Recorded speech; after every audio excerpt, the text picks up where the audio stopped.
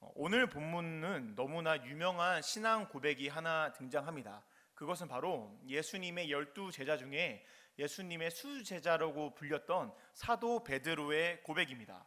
예수님은 제자들을 향해 너희는 나를 누구라 생각하느냐라고 질문하시고, 그 질문에 사도 베드로는 마태복음 16장 16절에 이렇게 고백합니다. 주는 그리스도시요 살아계신 하나님의 아들이시니이다. 아멘. 이 고백을 예수님께서 기쁘게 여기셨는지 마태복음 16장 17절부터 19절까지에 예수님께서 이렇게 베드로에게 말씀하십니다. 마태복음 16장 17절부터 19절 우리 같이 읽도록 하겠습니다. 시작. 예수께서 대답하여 이르시되 바요나 시모나 내게 복이 있도다. 이를 내게 알게 한 이는 혈육이 아니요 하늘에 계신 내 아버지이시니라. 또 내가 내게 이르노니 너는 베드로라. 내가 이 반석 위에 내 교회를 세우리니 음부의 권세가 이기지 못하리라. 내가 천국 열쇠를 내게 주리니 네가 땅에서 무엇이든지 매면 하늘에서도 매일 것이요 내가 땅에서도 무엇이든지 풀면 하늘에서도 풀리리라 하시고. 아멘. 예수님께서 무엇이라고 말씀하십니까? 너에게 복이 있도다. 또 너가 나를 구세주 그리스도로 고백하는 것은 너의 힘이 아니라 하늘 아버지의 힘이다. 또 무엇이라고 이야기하나요? 너의 반석 위에, 너의 고백 위에 내가 교회를 세우겠다. 거기서 끝나지 않습니다. 음부의 권세, 사탄의 권세가 너를 이기지 못할 것이다. 19절에는 제일 다이나믹한 말씀이 등장하는데요, 천국 열쇠를 내가 너에게 주겠다. 오늘 예수님께서 사도 베드로의 주는 그리스도시요 살아계신 하나님의 아들이십니다 라는 고백을 예수님께서 어떻게 받아들이시는 것 같으신가요? 굉장히 기쁘게 받으십니다. 오늘 간절히 소망하기는 우리 산부 예배 참석하시는 성도님들과 우리 청년들이 오늘 이 사도 베드로를 기쁘게 받으셨던 그 예수님의 그 기쁨을, 그 은혜를 똑같이 경험하시는 저와 여러분, 우리 산부 예배 참석하시는 모든 분들이 되시기를 주님의 이름으로 간절히 소망합니다. 그렇다면 예수님께서는 왜 베드로의 이 고백을 이렇게 칭찬하시며 기뻐하셨을까요? 그 이유는 첫 번째, 예수님이 누구인지 바르게 알았기 때문입니다. 오늘 본문 마태복음 16장 13절과 14절 우리 같이 읽도록 하겠습니다. 마태복음 16장 13절과 14절입니다. 같이 읽겠습니다. 시작. 예수께서 빌립보 가이사랴 지방에 이르러 제자들에게 물어 이르시되 사람들이 인자를 누구라 하느냐. 이르되 더러는 세례 요한, 더러는 엘리야, 어떤 이는 예레미야나 선지자 중에 하나라 하나이다. 예수님이 빌립보 가이사랴에서 제자들에게 물어보십니다. 사람들이 나를 누구라 생각하느냐. 그런데 지금 제자들이 무엇이라고 이야기하나요? 네, 예수님, 누구는 예수님을 세례 요한이라고 합니다. 누구는 예수님을 엘리야라고 합니다. 누구는 예수님을 예레미야라고 합니다. 이게 무슨 말일까요? 당대 사람들이 예수님을 그저 한 명의 선지자 중에 한 명으로 보았다는 거예요. 당대 많은 사람들은 예수님을 그리스도시요 살아계신 하나님의 아들로 바라본 게 아니라 예레미야와 같은, 엘리야와 같은 선지자 중에 한 명, 그냥 우리가 인간적인 눈으로 봤을 때 존경할 만한 사람들 중에 한 명 정도로 예수님을 보았다는 것입니다. 그런데 그 중에서 많은 사람들이 예수님을 향해 당신은 선지자입니다, 당신은 예레미야 같은 사람이군요, 당신은 엘리야 같은 사람이군요 라고 하는 그 세상 가운데 사도 베드로는 뭐라고 고백하나요? 주는 그리스도시요 살아계신 하나님의 아들이시니이다. 오늘날에도 많은 세상 사람들이 예수님에 대해서 많이 오해를 하고 있습니다. 누군가는 예수님을 인권운동가로 이야기를 하고요, 누군가는 사회복지사, 누군가는 혁명가라고 이야기를 합니다. 그런데 여러분, 우리가 믿는 예수님은 어떠한 분이실까요? 혁명가이실까요? 사회복지사이실까요? 인권운동가이실까요? 아니요. 오늘 본문에서 베드로는 이렇게 합니다. 주는 그리스도시요 살아계신 하나님의 아들이시니이다. 여러분, 우리가 믿는 예수님은 사회운동자, 인권운동가, 혁명가가 아니라 우리를 위해 이 땅에 오신 그리스도 예수이심을 믿으시는 저와 여러분, 우리가 되기를 간절히 소망합니다. 우리가 예수님을 믿으면서, 우리가 신앙생활을 하면서 우리가 믿는 예수님이 누구인지 정확하게 알지 못하면 오늘 이러한 베드로의 고백과 예수님의 그 기쁨의 은혜를 우리가 경험하지 못하는 것입니다. 우리가 오늘 본문의 베드로와 같이 주는 그리스도시요 살아계신 하나님의 아들이십니다. 예수님은 죽을 수밖에 없는 나를 위해 이 땅에 오셔서 나를 위해 십자가에서 죽으시고 부활하여 승리하신 나의 구세주이십니다. 나의 구원자이십니다. 나의 그리스도이십니다 라고 고백하시는 우리가 되기를 간절히 소망합니다. 두 번째, 우리는 또한 어떻게 해야 될까요? 그것은 바로 세상의 중심에서 예수님을 그리스도라고 선포할 수 있어야 하는 것입니다. 제가 저를 가르치셨던 스승님 중에 한 분이 성경 본문을 제대로 이해하기 위해서는 전후 문맥을 제대로 파악해야 된다고 말씀해 주셨습니다. 오늘 이 마태복음 16장 베드로의 고백의 전후 문맥이 참 이렇게 신기한데요. 마태복음 16장 이전에 마태복음 14장과 15장에서는 우리가 너무나 잘 알고 있는 물고기, 보리떡 5개로 오병이어 남자만 5,000명을 먹이시던 사건이 등장합니다. 또한 병든 자를 고치는 사건도 등장하고요, 물 위를 걷는 사건도 등장합니다. 엄청난 기적과 이적들이 마태복음 16장 이전인 14장과 15장에 그 엄청난 기적과 은혜들이 기록되어 있는 것입니다. 그런데 우리가 이것을 살펴보기 전에 먼저 생각해 볼 것은 제자들의 대부분의 직업이 무엇이었을까요? 제자들의 대부분의 직업은 무엇이었을까요? 맞습니다. 어부였습니다. 대부분의 어부였고요, 대부분의 사람들이 누군가에게 존경받거나 누군가가 인정하거나 누군가에게 엄청난 대우를 받을 만한 직업들이 대부분 없었습니다. 예수님의 제자들은 대부분 사회에서 인정받지 못하던, 주위 사람들이 이렇게 기피하던 자들이 예수님의 제자들이었는데요, 그들이 그렇게 사람들에게 좋은 대우를 받지 못하다가 마태복음 14장, 15장에 등장하는 그 엄청난 기적들을 경험했을 때 주위 사람들이 예수님의 제자들을 어떻게 대했을까요? 기존에는 예수님의 제자들이 사회에서 대우받지 못하고 인정받지 못하다가 14장, 15장에 오병이어 사건이나 물 위를 걷는 거나 병든 자를 고치는 사건의 그 중심 속에 있을 때 그 주위의 사람들이 예수님을 어떻게 바라보았을까요? 엄청나게 존경의 눈으로 바라보았을 것입니다. 왜냐하면 자기들이 존경하는 예수님의 제자들이기 때문이죠. 14장, 15장에서의 제자들의 상태가 성경에 기록되어 있지 않지만 아마도 이 기적과, 엄청난 기적과 은혜 가운데 있는 제자들의 상태는 흥분이 최고조에 있었을 것입니다. 평소에 사람들이 자기들을 존경하지 않던 사람들이 자기를 존경하고, 자기들에게 눈조차 주지 않았던 사람들이 자기에게 막 존경의 눈을 바라보며 그들에게 좋은 대우를 해주는 걸 보며 예수님의 제자들은 엄청난 기적 가운데 있을 때 흥분이 최고조였을 거예요. 그런데 예수님이 그러한 그 흥분이 최고조인 상태인 제자들을 어디로 끌고 가실까요? 13절에 보시면 예수께서 빌립보 가이사라로 제자들을 인도하십니다.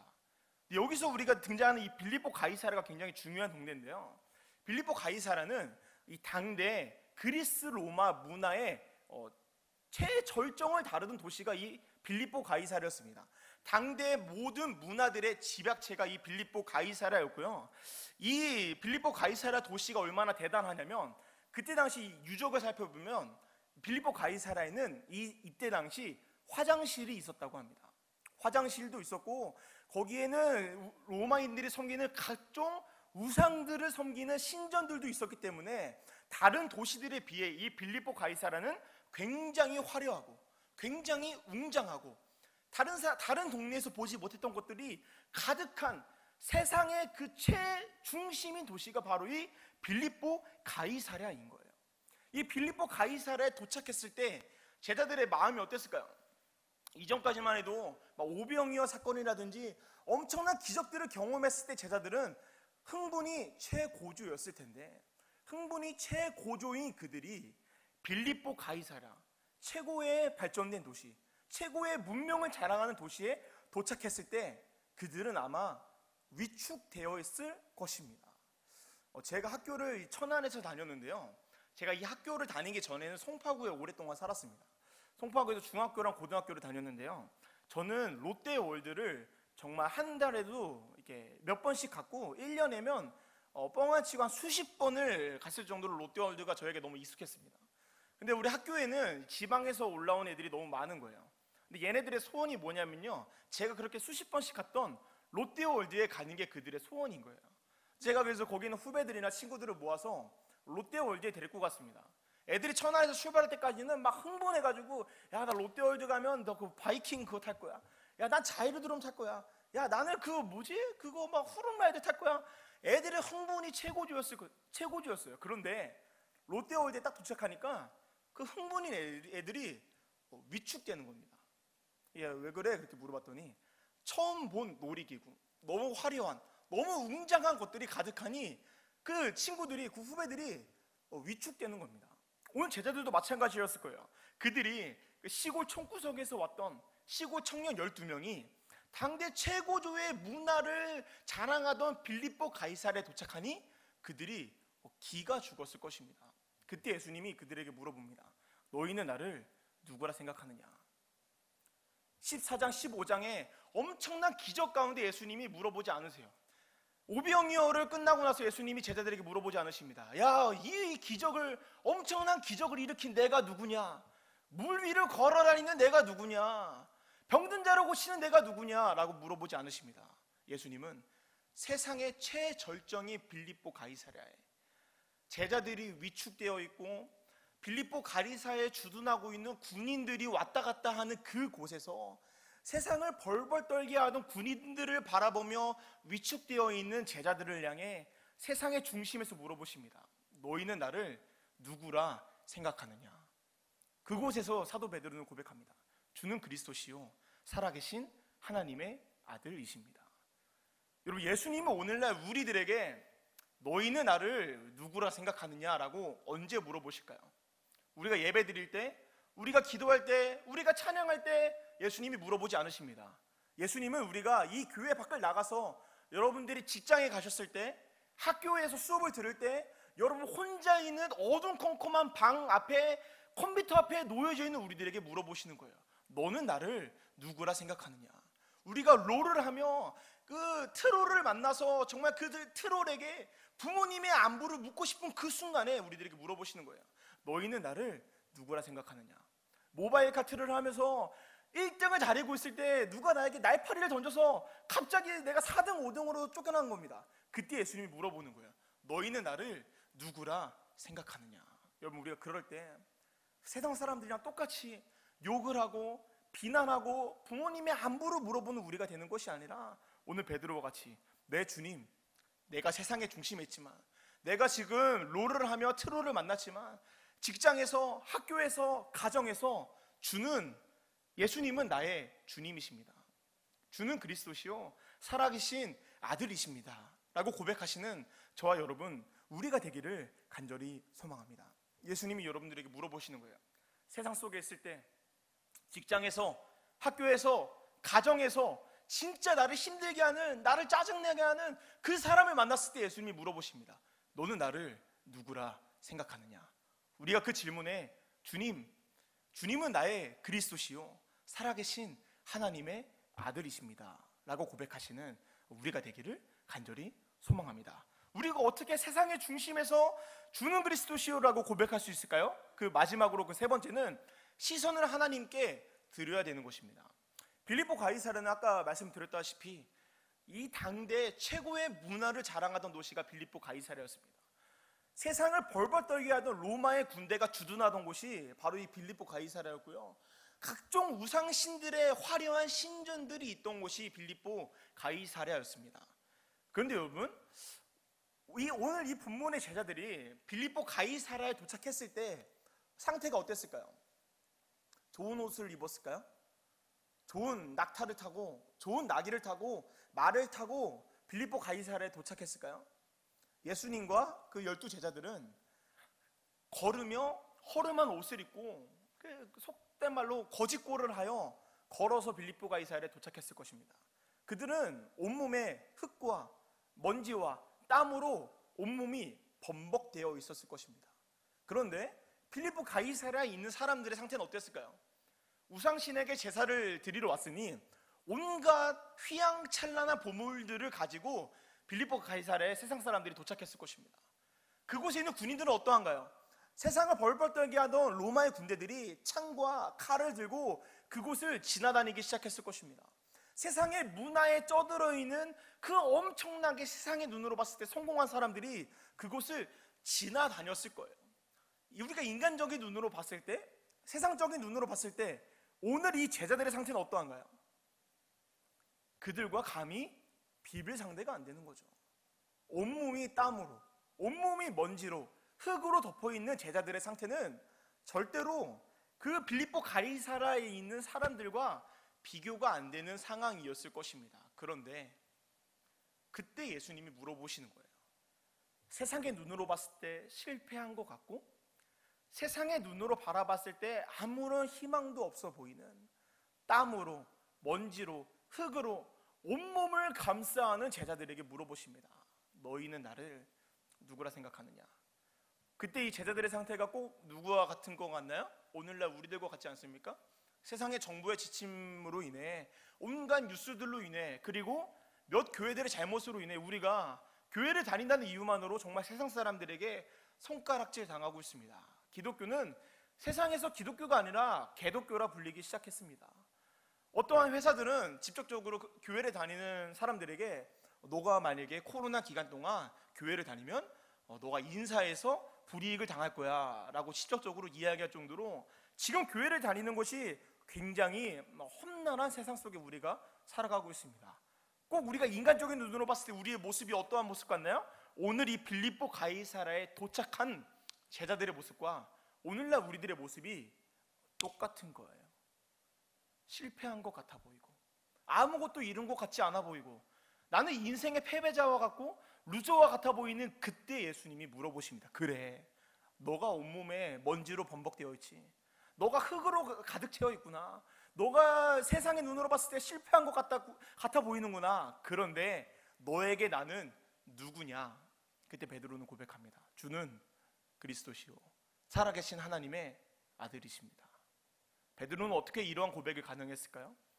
인간적인 눈으로 로마의 군대들을 바라보는 게 아니라, 그 휘황찬란한 우상 신전들을 바라보는 게 아니라, 나보다 성공한 것 같은 그 세상 사람들, 로마 사람들을 바라보는 것이 아니라 모든 시선을 예수 그리스도께 집중하니 베드로는 이렇게 고백합니다. 주는 그리스도시요 살아계신 하나님의 아들이십니다. 여러분, 우리가 세상 속에 있을 때, 힘겨운 인생을 살아갈 때 우리들이 어떻게 이 베드로와 같은 고백을 할 수 있을까요? 우리들의 힘으로는 절대 불가능합니다. 그저 우리들의 모든 시선을 예수님께 드리며, 모든 시선과 모든 생각과 모든 마음을 예수 그리스도께 집중할 때 우리는 고백할 수 있는 것입니다. 주는 그리스도시요 살아계신 하나님의 아들이십니다.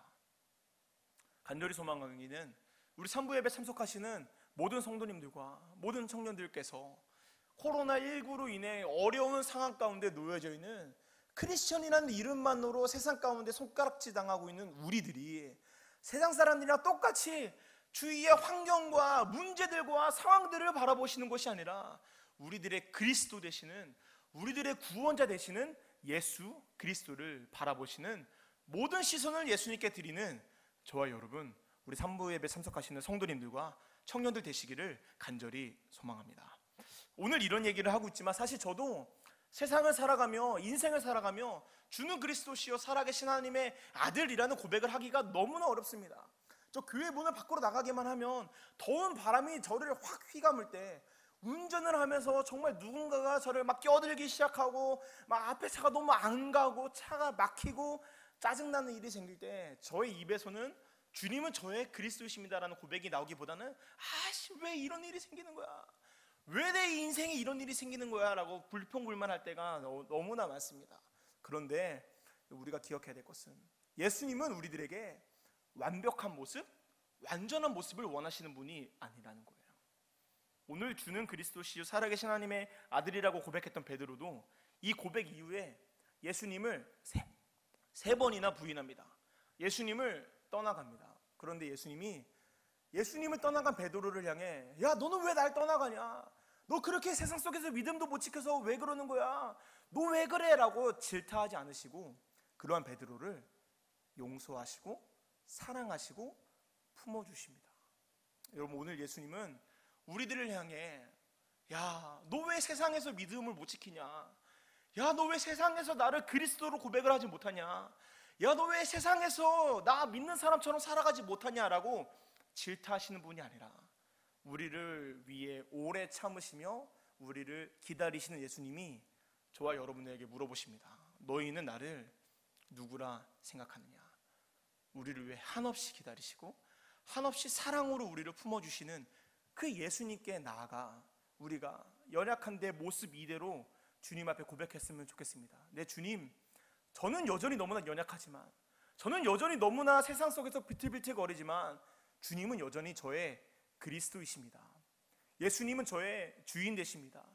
예수님께서는 여전히 살아계신 하나님의 아들이십니다 라고 고백하시는 우리 산부 예배 참석하시는 모든 성도님들과 청년들 되시기를 주님의 이름으로 간절히 소망합니다. 기도하겠습니다. 주님, 우리는 너무나 연약하기에 하루에도 수없이 주님은 저의 그리스도이심을 잊어버릴 때가 너무나 많습니다. 예수님께서 저의 주인 되심을 잊어버리고 살아갈 때가 너무나 많습니다. 그렇지만 제가 오늘 본문의 이 베드로와 같이 나를 유혹하고 나를 넘어뜨리게 하려는 그 세상 가운데 비틀비틀 거리는 것에서 끝나는 것이 아니라 주는 나의 그리스도시요 살아계신 하나님의 아들이라는 고백을 할 수 있는 제가 되게 하여 주시옵소서. 우리 산부 예배 참석하시는 모든 성도님들과 청년들 가운데 세상 속에 있을 때 세상을 바라보는 것이 아니라 화려한 세상에 눈을 돌리는 것이 아니라 우리들의 주인 되시는 그리스도 되시는 예수님을 바라보며 승리하는 믿음으로 나아가는 모든 예배자들 되게 하여 주시옵소서. 함께 하실 것을 믿사오며 예수님의 이름으로 감사하며 기도드립니다. 아멘.